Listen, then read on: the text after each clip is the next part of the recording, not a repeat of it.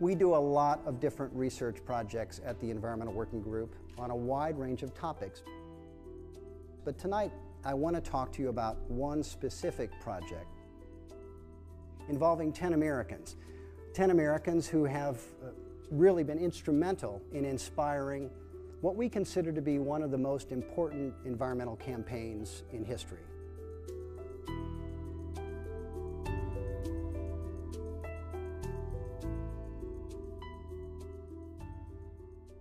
One day, we collected a sample of blood from each of these 10 Americans, and we sent it to a laboratory to analyze it for 413 different toxic chemical pollutants, pesticides and industrial chemicals alike.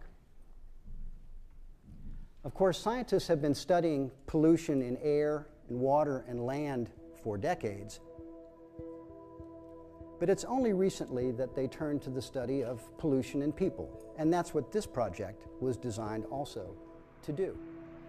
These 10 Americans weren't farm workers, they weren't factory workers. And when the results came back from the laboratory, we had found 287 chemicals in just those 10 people, an average of 200 chemicals in each one. When you look at the chemicals by category, it's kind of astonishing. 28 different waste byproducts, dioxins, furans, things that come out of incinerators, smokestacks. 47 different consumer product ingredients, the flame retardants in these lights and this projector, Teflon chemicals, Scotchgard chemicals, pesticides.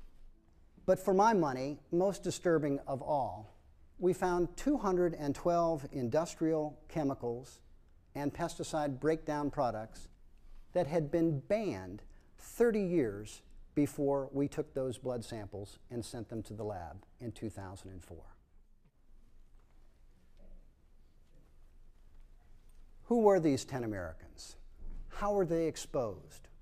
Well, the truth of the matter is we don't really know very much about these 10 people.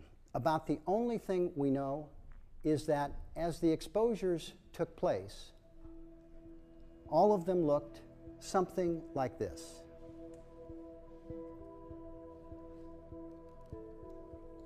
This was the first time anyone had ever bothered since the beginning of the chemical revolution to examine umbilical cord blood to see how many toxic chemicals got through to the developing child. Here's another view.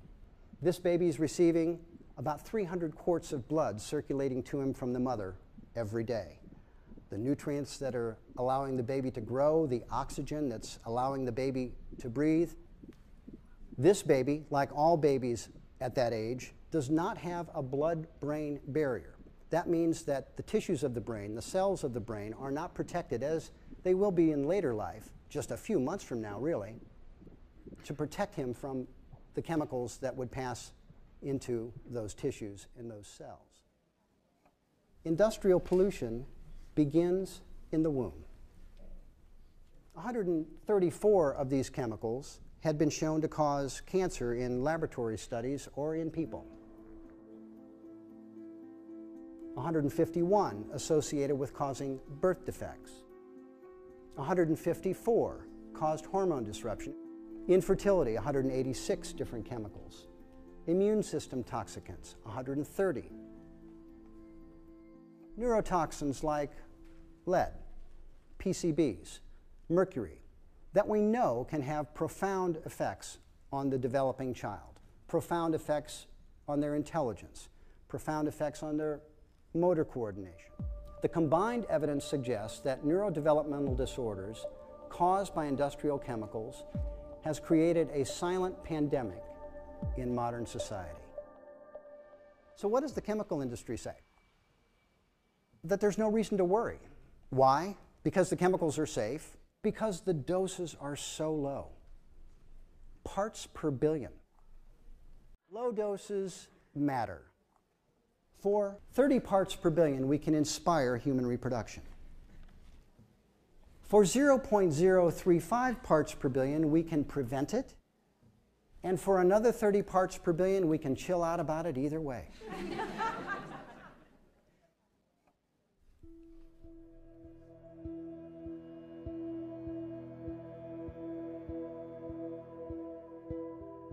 The exposures happen. Industry is allowed to sell these chemicals, use them in the marketplace, and we have to wonder, after decades of these exposures, what the problems that they're causing might just be. There are increases in diseases, disorders, health problems that we cannot explain by genetics alone. We're not evolving so quickly that these problems can be explained. An 84% increase in acute lymphocytic leukemia in children between 1975 and 2002. Hypospadias has doubled over roughly that same period. This is a birth defect, a deformation of the penis, where the urethra doesn't come out at the end, but somewhere else along the shaft, and it requires surgery often within days or months of birth. That now affects 1 out of 125 baby boys in the United States. Chemicals are implicated. A 57% increase in childhood brain cancer. Autism, the great mystery, the great tragedy.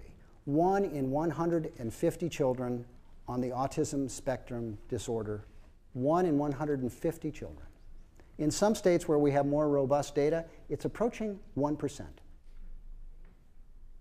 It's not just the kids, it's adults too.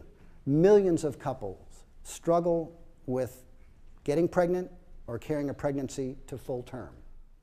A dramatic increase of 20% in those problems in the past decade. The biggest increase has been with women of childbearing age under 25 years old. Decreased sperm count in men, about 1% per year in the United States and Northern Europe. Breast cancer.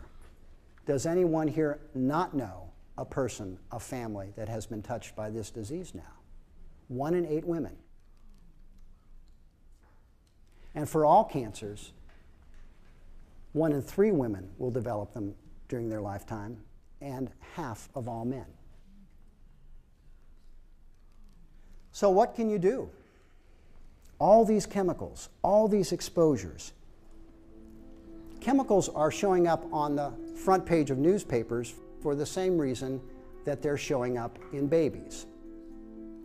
A very weak law that was passed a long time ago and has never since been modernized. It's the Toxic Substances Control Act, and my message to you tonight is we need to fix this thing. The Toxic Substances Control Act grandfathered in 62,000 industrial chemicals in 1976 and presumed that they were safe. The law does not require any health or safety studies before a new chemical is allowed onto the market. None. Of the chemicals that come to EPA for approval, 80% are approved within just 3 weeks. And in the history of TSCA, as it's called, only 5 chemicals, only 5 have been banned or restricted.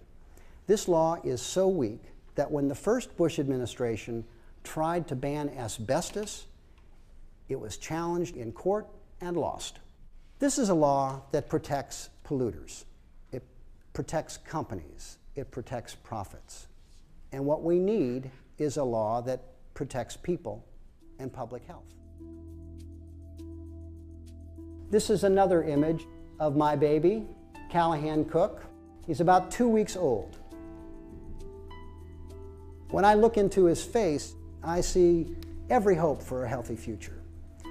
I know that when he came into the world, like all American babies, he did have some toxic chemicals in him for all our best efforts.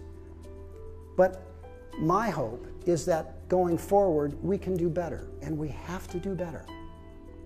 We can protect babies and the rest of us from these toxic chemicals if we just make it our business to do so.